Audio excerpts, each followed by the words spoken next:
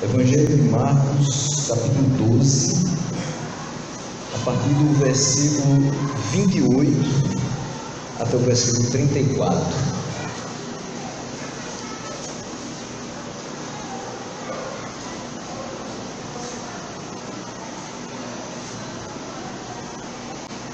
O texto nos diz o seguinte: um dos mestres da lei aproximou-se e os ouviu discutindo. Notando que Jesus lhes dera uma boa resposta, perguntou-lhe: de todos os mandamentos, qual é o mais importante? Respondeu Jesus: o mais importante é este: ouça, ó Israel, o Senhor, o nosso Deus, o Senhor é o único Senhor. Ame o Senhor, o seu Deus, de todo o coração, de toda a sua alma, de todo o seu entendimento e de todas as suas forças.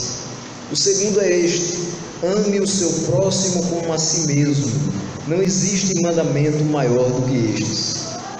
Muito bem, mestre, disse o homem. Estás certo ao dizeres que Deus é único e que não existe outro além dele. Amá-lo de todo o coração, de todo o entendimento e de todas as forças, e amar ao próximo como a si mesmo é mais importante do que todos os sacrifícios e ofertas. Vendo que ele tinha respondido sabiamente, Jesus lhe disse: você não está longe do reino de Deus. Daí por diante ninguém mais ousava lhe fazer perguntas. Que Deus possa abrir o nosso entendimento para que nós possamos chegar à compreensão correta dessa mensagem do dia de hoje. Meus irmãos, a autoridade de Jesus foi questionada no capítulo 11, a partir do versículo 27, se você puder acompanhar comigo. Você vê que chegaram novamente a Jerusalém. Quando Jesus estava passando pelo templo, aproximaram-se dele chefes dos sacerdotes, mestres da lei e líderes religiosos.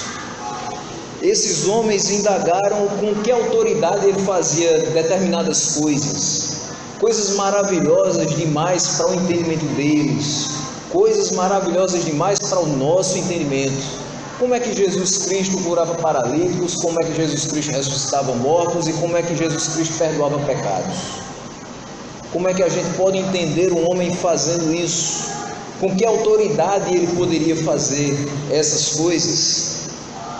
Mas Jesus, no capítulo 12, começa a falar em parábolas a esses homens. Percebendo que era contra eles, esses homens tentaram um meio de prendê-lo. Se essa parábola tem a ver conosco, então nós temos que ter alguma forma de prender esse homem, que além de fazer essas coisas e não nos explicar com que autoridade faz, agora fala em parábolas contra nós mesmos. E ao buscarem uma forma de apanhá-lo em alguma questão, perguntaram, a partir do versículo 13 do capítulo 12, sobre o pagamento do imposto a César, ao que Jesus Cristo responde: deem a César o que é de César, e deem a Deus o que é de Deus, no versículo 17. Os saduceus não acreditavam na ressurreição, e aí haviam lançado o questionamento a Jesus, e eles responderam com toda a sabedoria. Por vezes alguém quer nos questionar sobre alguma coisa para ver se a gente tem convicção daquilo que crê, convicção real daquilo que nós estamos falando, para ver se nós temos segurança daquilo que nós estamos expondo. Muitas vezes, quando nós não temos convicção desse nosso discurso, dessa nossa palavra, nós acabamos sendo confundidos, acabamos sendo envergonhados. Mas Jesus Cristo tinha total convicção a respeito do que falava. Ele falava como quem tem autoridade. Ele falava daquilo que lhe era próprio, porque ele falava dele mesmo e da missão que o Pai havia lhe dado. A missão que o Pai havia lhe dado era, enquanto estivesse na terra, buscar aquele que havia se perdido, buscar aquele que estava morto em seus delitos e pecados, buscar aquele que estava doente e aquele que não estava são. E nesse meio tempo, fazendo essa missão do Pai, ele também buscava fazer as curas, fazer os milagres, tudo isso para que as pessoas pudessem compreender quem ele era. Tudo que ele fazia, obviamente, era com autoridade dada por Deus. E é por isso que Mateus, no seu capítulo 28, ele diz: toda a autoridade me foi dada no céu e na terra. se toda a autoridade foi dada no céu e na terra, Jesus Cristo não precisava explicar àquelas pessoas com que autoridade fazia, porque a autoridade dele vinha do Pai, e tanto ele operava no céu, quanto ele operava na terra, quanto debaixo da terra. Tudo está no controle de Deus e tudo está sob o seu agir, tudo está sob a sua mão poderosa.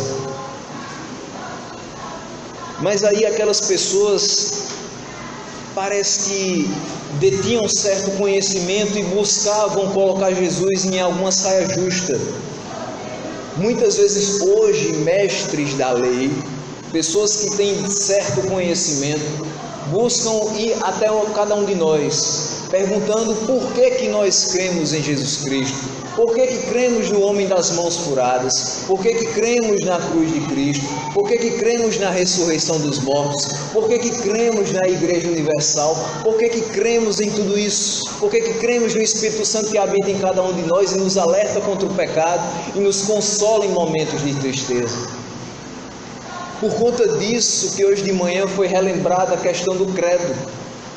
Mas, mesmo que você não se lembre do credo, todos os dias há motivos para que você possa experimentar da vida de Deus na sua vida. Todos os dias há experiências que você tem que mostram que essa palavra é sim verdadeira. Todos os dias há motivos para que você continue crendo que Jesus Cristo foi sim ontem o mesmo, que é hoje e o será eternamente. Não há motivos para que nós duvidemos dele, não há motivos para que duvidemos da sua autoridade, mas eles aqui sim duvidaram. O que esses homens começam agora a perguntar? Um deles se aproxima de Jesus Cristo no versículo 28, que nós acabamos de ler. E ele questiona um questionamento puramente humano. Esse é o nosso primeiro ponto, é um questionamento humano. É uma pessoa que chega a Jesus Cristo, ouve discutindo com outras pessoas e diz: parece que esse homem fala com sabedoria. Parece que ele respondeu corretamente o que perguntaram a ele em um momento anterior. Então eu vou até ele fazer alguma pergunta que eu tenha realmente dúvida. Nem sempre alguém vai chegar para você e perguntar aquilo que ele realmente tem dúvida. Às vezes é só para confirmar, às vezes é para testar você. Mas aqui ele realmente tinha essa dúvida. E ele diz, notando que Jesus lhes deram uma boa resposta, perguntou-lhe: de todos os mandamentos, qual é o mais importante? Aquele homem era conhecedor da lei. Ele era conhecedor dos 10 mandamentos. E aí ele olha aqueles 10 e diz: mestre, qual é o mais importante dos 10?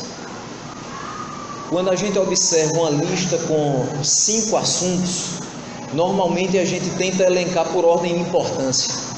Quando nós observamos 10 ordens, como foram aquelas dadas por Deus a Moisés, nós tentamos entender qual seria a mais importante. Às vezes, buscando não errar na mais importante, mesmo que a gente tropece nas outras. Às vezes tentando entender qual o ponto mais importante de toda a lei, querendo acertar em toda a lei, mesmo sabendo que a gente não consegue. O importante é que, independente das duas questões, esse homem precisava entender qual o mais importante dos mandamentos. Ele não simplesmente deveria conhecer os mandamentos, mas ele deveria guardar os mandamentos. Ele deveria obedecer os mandamentos. Aqui o que fica mais vivo na minha mente não é simplesmente a pergunta: o que é mais importante? Não é simplesmente a pergunta: o que é que eu tenho que seguir primeiro? Fica na minha cabeça: eu preciso ser obediente em tudo. Eu preciso obedecer muito mais do que apenas recitar. Eu preciso viver muito mais do que apenas guardar da memória. Eu preciso ser e não apenas parecer. E aquele homem vai escutar a resposta de Jesus Cristo. A resposta de Jesus Cristo vai da 29ª parte até a 31ª, quando ele diz: o mais importante é este: ouça, ó Israel, o Senhor, o nosso Deus, o Senhor é o único Senhor. Primeira coisa que ele apresenta àquele homem, aquele mestre da lei, é que Deus é único. O primeiro reconhecimento que aquele homem precisaria ter na sua vida, o que era mais importante na vida daquele homem é saber que Deus é único. Muitas vezes, pessoas passam por determinadas provações em que acham que não tem mais saída. Há outras que vão chegar para elas e vão dizer o seguinte: olha, em tal caminho você vai encontrar saída. Em tal Deus, em tal divindade você vai encontrar saída. Em tal tratamento você vai encontrar saída. Em tal filosofia você vai encontrar saída. Ou até pior, dentro de você mesmo você vai encontrar saída. Nas suas forças, no seu entendimento. Enfim, são muitas as questões, mas só há um caminho para a salvação das nossas vidas. Só há um caminho para a resolução dos nossos problemas. Só há um caminho para os conflitos da mente humana. Só há um caminho, uma pessoa, um Deus, Jesus Cristo. Só há um. A primeira coisa mais importante é que nós tenhamos na nossa mente, como esse homem, que Deus é único. Ele é um só. Ele não pode ser trocado por outro, ele não tem poder menor do que outro, não há ninguém maior que o nosso Deus, cantamos aqui hoje. Não há outro igual a ele, não há outro além dele. Não há outro digno de confiança, não há outro digno de credibilidade, não há outro que faça o que ele faz por nós, o que ele fez por nós, o que ele ainda vai fazer. Não há outro que trabalha para os que nele esperam, não há outro que trabalha enquanto nós dormimos, não há outro. Não há outro que por misericórdia escolheu cada um de nós para formarmos o seu povo e ele ser o nosso Deus. Não há outro que faça nada disso. Não há outro que pegue o seu filho primogênito e único, entregue para ser crucificado numa cruz como maldito, em favor de tantos que talvez muitas vezes zombaram do seu nome, mas que foram alcançados pela graça e misericórdia do Senhor. Por muitos que talvez nunca professaram ou nunca pensaram em professar o nome do Senhor, mas foram atraídos irresistivelmente para os braços do Pai. Por esses motivos e muitos outros, é que o versículo 30 vai mostrar que Jesus continua a sua resposta dizendo: ame o Senhor, o seu Deus, de todo o seu coração, de toda a sua alma, de todo o seu entendimento e de todas as suas forças. A pessoa mais importante da nossa vida tem que ser Jesus. Eu não posso trocar Jesus como prioridade na minha vida, como prioridade no meu coração, pela minha esposa. Eu não posso trocar Jesus como prioridade na minha vida pelos meus pais, por mais que eu os ame. Eu não posso trocar pelos meus filhos, eu não posso trocar pelo meu trabalho, nem mesmo pelo meu ministério, porque foi Ele que me deu. Então eu tenho que amá-lo acima de tudo, porque senão até isso Ele tira de mim. Se eu não amá-lo, não vai adiantar de nada. Se eu não tiver amor por Ele, não terei amor pela palavra dEle, não terei amor pelos filhos dEle, não terei amor pela obra dEle. É importante ter isso no nosso coração cravado, guardado a 7 chaves. Amar o Senhor de todo o coração, toda a alma, de todo o entendimento e com todas as forças. Quando nós falamos amar o Senhor de todo o entendimento, nós compreendemos tudo isso que tem acontecido conosco. Nós não temos uma fé cega ou uma fé irracional. Pelo contrário, você sabe porque você está aqui hoje. Você sabe porque chegou até aqui em segurança. Você sabe porque que louva ao Senhor. E você sabe que quando sair daqui, em segurança, vai deitar a sua cabeça e vai repousar num sono muito tranquilo, porque só o Senhor é quem te faz repousar em segurança. Você compreende que a vontade do Senhor é que nós não estejamos questionando o seu modo de determinar as coisas, porque a sua vontade é boa, é agradável, é totalmente perfeita. Então, se Ele determina, que sigamos, sem olhar para trás, sem questionar o porquê, mas, se possível, questionando para quê. Senhor, para que o Senhor quer me usar? Qual o propósito dessa provação? Mas nunca perguntando: Senhor, por que eu tenho sofrido? Senhor, por que isso? Senhor, por que aquilo? Em tudo tem um propósito. Em tudo há um propósito, e o primeiro deles é a glorificação do nome do Senhor. Em segundo lugar, no versículo 31, ele vai falar o seguinte: o segundo é este: ame o seu próximo como a si mesmo. Não existe mandamento maior do que estes. Quando nós observamos amar ao próximo como a nós mesmos, é algo que está tão além da nossa capacidade, que só pela graça do Senhor e só pela capacitação do Senhor é que nós conseguimos fazer isso. Mas em momento algum ele diz: esse você pode deixar de lado, esse você pode talvez fazer de uma forma um pouco limitada e eu dou um desconto. Não tem desconto, você tem que fazer. Mas como você tem que fazer isso? A partir do momento que você ama a Deus e você ama sinceramente, você vai passar a amar o seu próximo como a si mesmo. Não tem como amar a Deus e dizer: eu não amo o meu próximo, então você não ama a Deus. Não tem como dizer: eu não gosto daquela pessoa, mas Deus eu amo de todo o coração. Se você ama a Deus de todo o coração, você guarda os seus mandamentos, você busca, mesmo que a duras penas, ser o cristão que Ele te chamou a ser. Por isso é que você deve amar o próximo como a você mesmo, confiando no amor de Deus que está no seu coração, confiando na capacitação que Deus te dá todos os dias. Mas ame o próximo como a si mesmo. Quem ama o outro como a si mesmo não vai ter inveja sobre os bens do outro. Às vezes você olha para um irmão e diz: ah, irmão, se eu tivesse o carro que o irmão tem. Ah, irmão, se eu tivesse a oportunidade de fazer o curso que o irmão está fazendo. Ah, irmão, se eu pudesse viajar para onde o irmão viaja nas férias.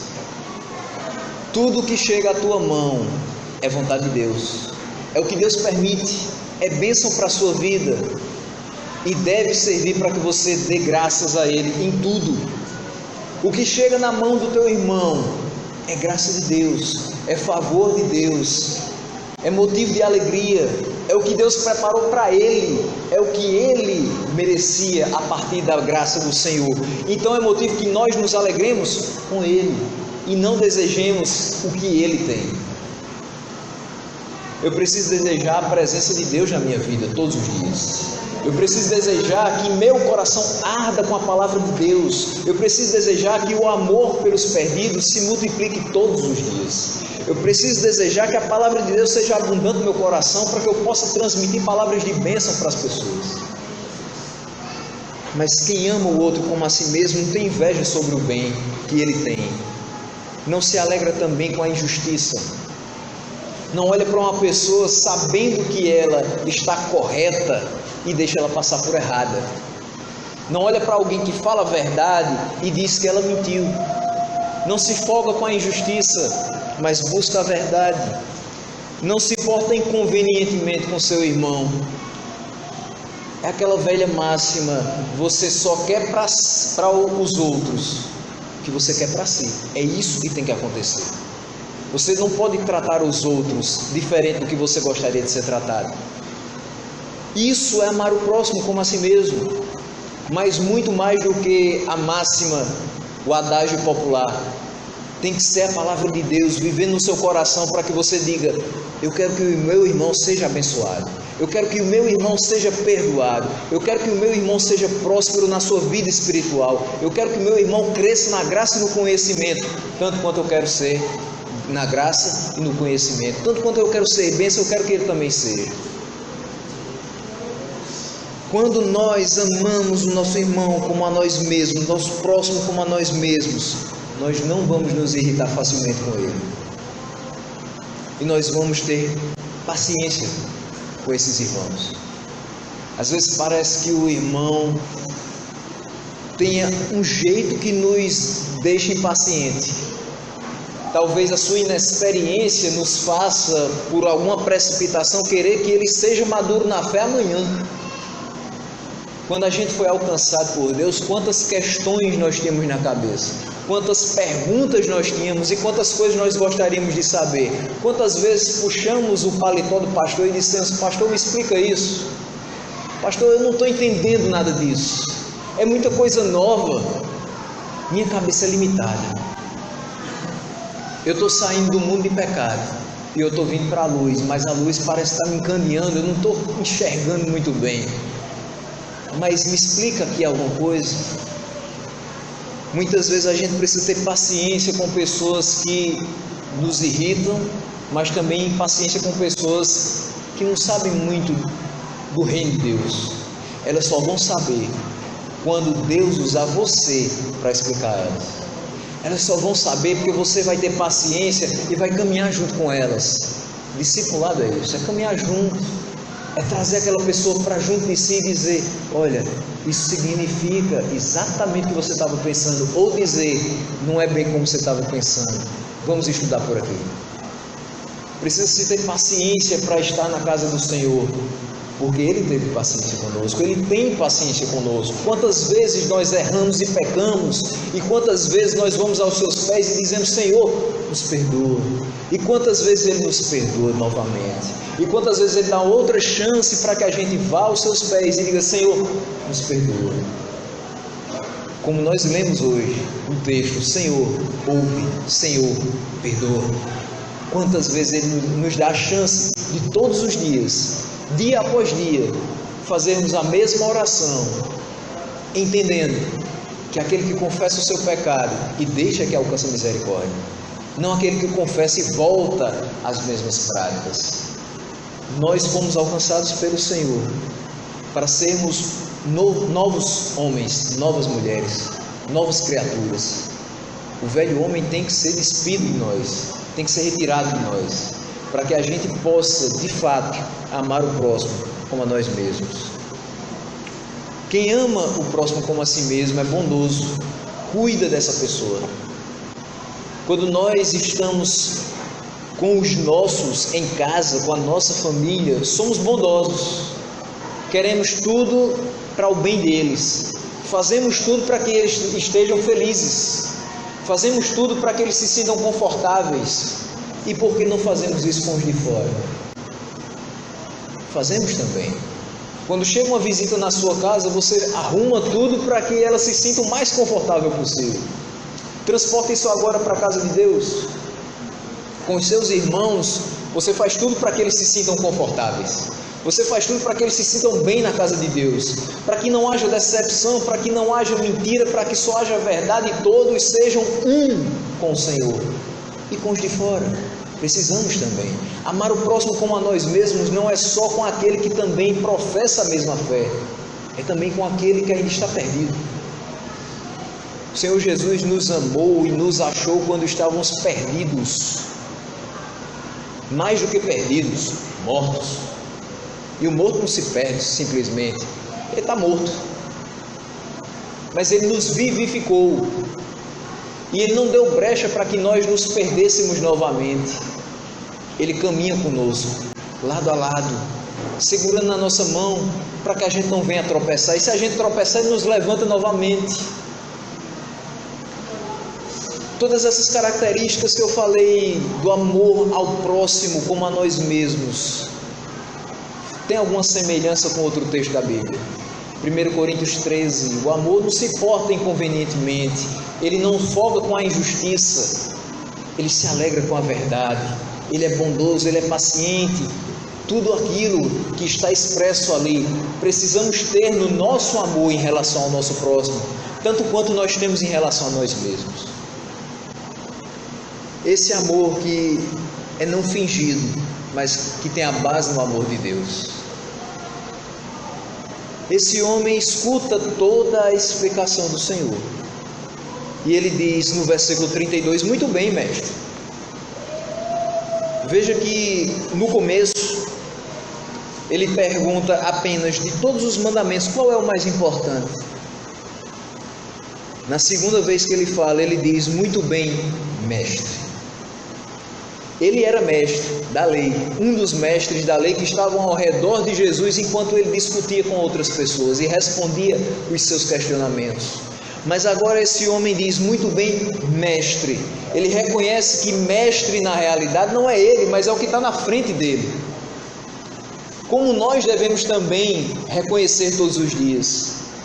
Eu posso ser PhD em teologia, mestre é o Senhor. Aquele que detém todo conhecimento é o Senhor. Aquele que está me utilizando por misericórdia é o Senhor. Aquele que nos ilumina para que nós entendamos as Escrituras é o Senhor. O dono das nossas vidas é o Senhor.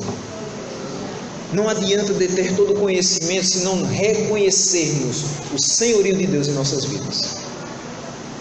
Por isso que ele diz: estais certo ao dizeres que Deus é único e que não existe outro além dele. Esse homem tem uma fala de regenerado. Esse homem tem uma fala de nascido de novo.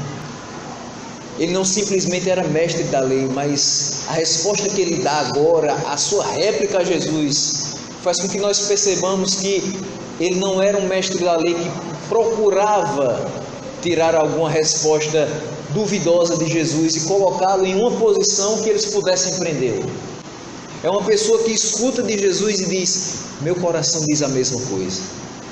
É certo dizeres que ele é único, que não há outro além dele, porque eu sei disso. Eu sei que não existe outro além dele. Eu sei que não existe outra pessoa que seja poderosa o suficiente para transformar a minha vida. É por isso que eu estou dizendo: Deus é único. Mais do que isso, ele diz: amá-lo de todo o coração, de todo o entendimento, de todas as forças, e amar ao próximo como a si mesmo é mais importante que todos os sacrifícios e ofertas. Amar a Deus com a inteireza do nosso coração é a coisa mais importante que nós podemos fazer.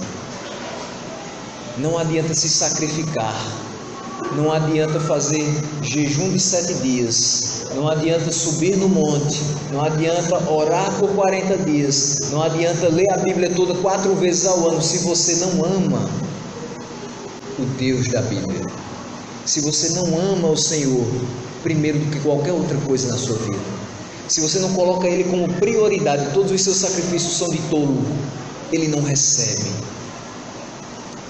Não adianta fazermos grandes ofertas monetárias se não colocarmos Jesus como primeiro lugar. Se buscarmos o nosso interesse, se buscarmos a nossa glorificação e não buscarmos primeiramente a glorificação do Senhor, estamos totalmente errados. Precisamos pedir perdão ao Senhor. Sabe aquela passagem que diz: se você tiver alguma coisa contra o seu irmão ou ele contra você, e você estiver próximo a depositar no gasofilar sua oferta, volte, se reconcilie com o seu irmão e depois venha dar sua oferta. Muitas vezes a pessoa que nós precisamos nos reconciliar é o próprio Deus. Se você vem para a casa do Senhor e vem depositar sua oferta e diz: o meu é o maior dízimo da congregação, e fala isso com maior orgulho, mas não busca dar glória a Deus pelo dízimo que você tem, pelo salário que você tem, pelo trabalho que você tem, por tudo que Ele tem proporcionado, aquela oferta não adianta de nada. Volta para a tua bancada, ora ao Senhor e diz: Senhor, isso aqui é para o Senhor, porque veio de Ti, e para as Tuas mãos tu damos. É isso. Não tem porquê observar tudo que a gente faz e trazer alguma glória para a gente. Não tem porquê pensar em qualquer obra, qualquer edificação e dizer: eu fiz. Quem fez foi o Senhor através de você. Você foi apenas instrumento nas mãos do Senhor. Isso não é pouca coisa. Ser instrumento nas mãos de Deus é algo sublime, é algo maravilhoso. Ser instrumento nas mãos do Senhor é tudo que nós devemos querer ser. Se a sua vida não está no altar do Senhor, ao seu dispor e devotada à sua adoração, de nada adianta. Precisamos ter esse momento e ter esses momentos durante a nossa vida, de consagrarmos toda ela ao Senhor. A partir daí, Ele vai nos usar, claro, misericordiosamente, mas com grande poder, para que nós possamos também impactar vidas que antes estavam perdidas, que antes não tinham a visão das coisas, que antes não compreendiam as coisas espirituais porque eram homens naturais. mas que através da pregação do Evangelho vão se chegar sim ao reino de Deus, atraídos pelo Espírito Santo e convencidos do pecado, da justiça e do juízo. No versículo 34 ele diz: vendo que ele tinha respondido sabiamente, Jesus lhe disse: você não está longe do reino de Deus. Daí por diante ninguém mais ousava lhe fazer perguntas. Jesus Cristo foi questionado na sua autoridade no capítulo 11, versículo 27. No versículo 34 do capítulo 12, depois de 3 questionamentos, ele faz com que as pessoas silenciem na sua presença. O silêncio dessas pessoas não representava a falta de argumentos, simplesmente. O silêncio dessas pessoas não representava talvez a falta de inteligência em fazer novas perguntas. O silêncio dessas pessoas representava a grandeza de Deus, a sabedoria de Deus. Eles estavam de frente para o próprio Deus. Quem vê a Cristo, vê o Pai. Devíamos amar a Ele com todo o coração, amar a Ele com todo o entendimento. As pessoas que ali estavam devem ter percebido isso. Eu estou de frente para aquele que eu preciso amar. Eu estou de frente com aquele que também me capacita a amar os outros como eu me amo. Eu estou de frente com aquele que criou os céus e a terra. Eu estou de frente com aquele que é poderoso para fazer mais do que eu peço ou mais do que eu penso. Eu estou na frente daquele que criou tudo pelo poder da sua palavra e sustenta da mesma forma. Esse homem havia respondido sabiamente, e que nós possamos responder também sabiamente. Quem é Deus para você? Deus é aquele que criou tudo, inclusive a minha vida. Deus é aquele que sustenta tudo, inclusive a minha respiração. Deus é aquele que ama os seus, e eu, por obra da graça e da misericórdia dele, faço parte dos seus. Deus é meu Pai, Deus é meu Senhor, Deus é meu Salvador, o sustentador de todas as coisas, o soberano do universo. Que nós possamos viver de forma a evidenciar a salvação em nós, pelo amor a Deus sobre todas as coisas que envolvem a nossa vida, e pelo amor ao próximo como a nós mesmos. Que assim o Senhor seja por nós glorificado em todas as coisas, e que a Ele seja a honra, a glória e o louvor eternamente. Amém.